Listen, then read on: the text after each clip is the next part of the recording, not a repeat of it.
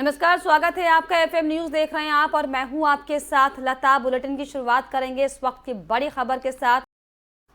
और इस पर खास जानकारी के लिए लखनऊ से हमारे संवाददाता अविरल अग्निहोत्री हमारे साथ जुड़ गए। अविरल, जिस तरीके से मैनपुरी में हालांकि चुनाव है, हालांकि गूंज लखनऊ तक भी है क्योंकि बड़े बड़े जो नेता हैं वो मैनपुरी पहुंच रहे हैं। डिम्पल यादव यहां पर जो है अब चुनावी प्रचार करने वाले, यानी कि जो घमासान है वो और तेज होता हुआ दिखाई पड़ रहा है। बिल्कुल लता, निश्चित रूप से देखिए जिस तरीके से उपचुनाव है तो यहाँ पर आप समझिए कि जो जिस तरीके से सपा का गढ़ माना जाता है और वहीं से अब डिम्पल यादव भी प्रत्याशी हैं और उनको किसी भी तरीके से जिताने में समाजवादी पार्टी पूरी तरीके से अपनी दम झोंकना चाहती है। ऐसे में समाजवादी पार्टी और उधर अगर बात करें सत्ताधारी पार्टी बीजेपी की तो वो भी पूरी कहीं कोई कसर छोड़ना नहीं चाहती। आप समझिए कि जिस तरीके से अगर बात करें डिम्पल यादव के प्रत्याशी जब बनाए जाने की तो उसके बाद में अखिलेश यादव ने सीधे तौर पर शिवपाल यादव के अपने चाचा के पैर छुए और वहां से एक चुनावी रण का जो है आगाज किया। और उसके बाद में तमाम उनके जो समर्थक हैं और उनका जो पूरा गढ़ है समाजवादी पार्टी का, वहां उनसे आह्वान किया कि नेताजी नहीं है लेकिन कहीं ना कहीं उनकी विचारधारा मौजूद है और उन्हें जिताना चाहिए। ऐसे तमाम भाषण उन्होंने दिए वहां मैनपुरी में। दूसरी तरफ अगर देखें भारतीय जनता पार्टी, तो भारतीय जनता पार्टी के तमाम बड़े दिग्गज नेता जो है वो भी कहीं ना कहीं सीधे तौर पर समाजवादी पार्टी को घेरने का काम कर रहे हैं। आप चाहे देखिए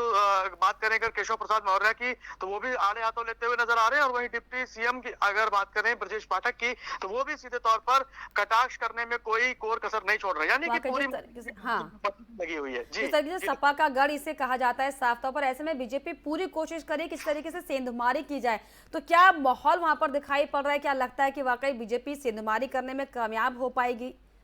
या फिर सपा के हाथ में इस सीट आएगी?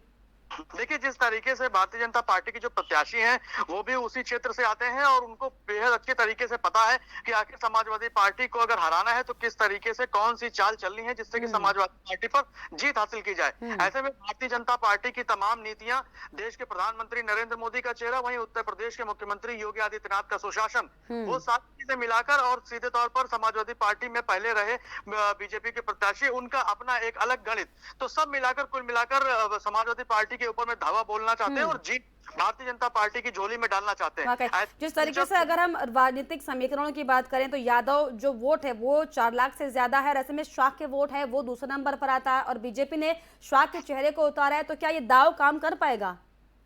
बिल्कुल, देखिए भारतीय जनता पार्टी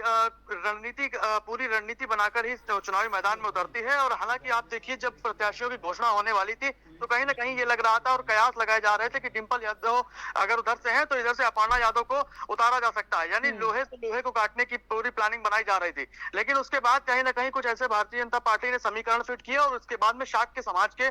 जो उम्मीदवार को उतारा है। ऐसे में अब भारतीय जनता पार्टी की पूरी मशीनरी लगकर अब चुनाव जीतने का काम करेगी। ऐसे में समाजवादी पार्टी अपने गढ़ में अपनी सीट को बचाने में कितना कामयाब हो पाएगी ये तो नतीजे बताएंगे, लेकिन फिलहाल जिस तरीके से देखा जा रहा है मुकाबला दिलचस्प है दोनों पार्टियों में। चलिए, बहुत शुक्रिया तमाम जानकारी के लिए, आप बने रहिए, आपसे आगे भी अपडेट लेंगे।